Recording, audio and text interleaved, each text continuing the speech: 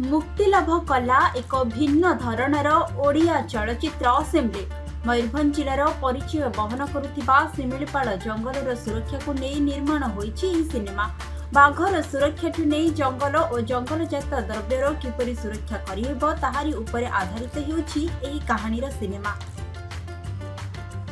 चलचित्रर मुख्य चरित्र रे सूर्यमयी महापात्र, मनोज राउत, अनुप साहा, चौधरी विकास दास, दीपिका सेनापति, ऐश्वर्या बेहेरा रहिछन्ति। देखो सिमली आज प्रीमियर शो सारा ओडिशा आज रिलीज करछि आ मु तो कहबी जंगल ऊपर कहानी बहुत सुंदर है आ मोर माने I am fully satisfied with family. जंगल केमती भाव में लुटतराज होची ता अगेंस्ट डिफरेस्टेशन अगेंस्ट ए पिक्चर आ मु गोटे भिन्न चरित्र अभिनय करछि कम्प्लीटली गोटे जंगल माफिया डन नेगेटिव कैरेक्टर। यूसेन्स रो सर्टिफिकेट पाइथिबा एही भिन्न धरणर ओडिया चलचित्र सिमलीर प्रयोजना दायित्व स्मिता राउत निछन्ति। परेश चंद्र महांत एहार सह प्रयोजना करिछन्ति। एथिरे 4टी गीत रहिछि।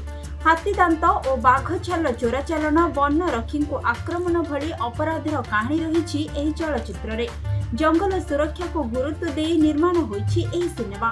बारिपदा रक्सी सिनेमा हॉल रे एहार प्रीमियर शो रे पूर्वांचल आईजी डॉक्टर सत्यजित नायक, मयूरभंज आरक्षी अधीक्षक वरुण गुंठीपाली, मयूरभंज महाराजा प्रवीण चंद्र भंजती समेत बारिपदार बहु विशिष्ट व्यक्ति सिनेमा रे दर्शक साथी थिले।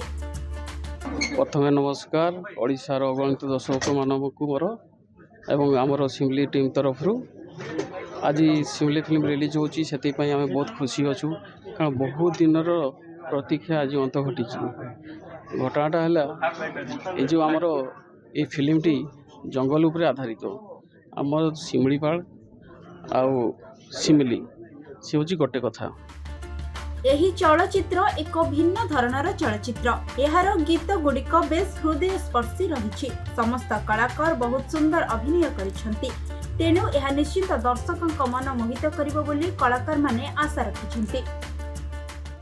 सिमली चलचित्र देखिली भल लागला।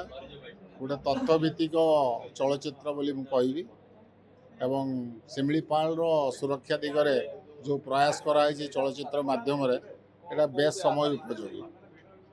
आशा करे प्रशासन ए दिगरे दृष्टि देव एवं सिमलीपाल सुरक्षा कर। मयूरभंजरू प्रदीप्त होतांक रिपोर्ट, खबर ओडिशा।